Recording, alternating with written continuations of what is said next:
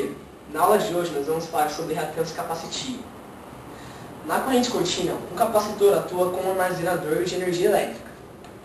Já em corrente alternada, o comportamento do capacitor é completamente diferente, devido à troca de polaridade.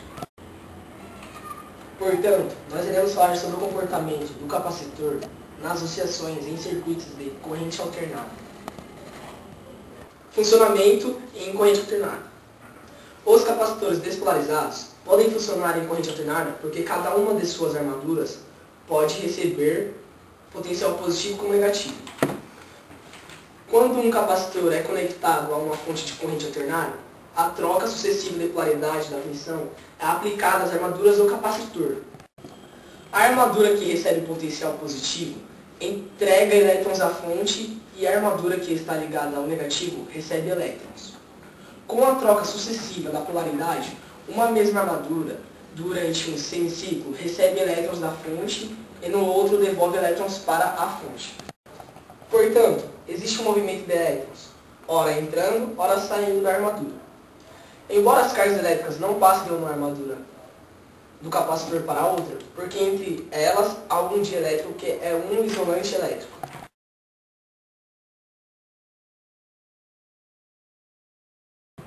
Na equação da reatância, não aparece o valor da tensão. Isso significa que a reatância capacitiva é independente do valor de tensão de corrente alternada aplicada ao capacitor.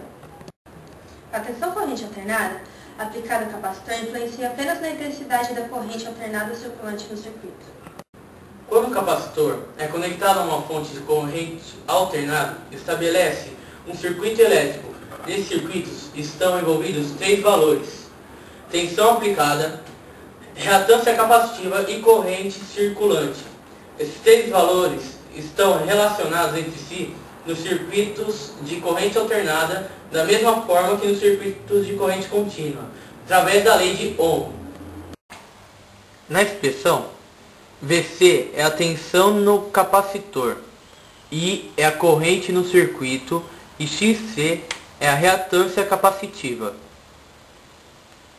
O desenho mostra um capacitor conectado a uma rede de corrente alternada de 220 volts 60 Hz. Ao lado mostra um exemplo de cálculo de corrente circulante no circuito.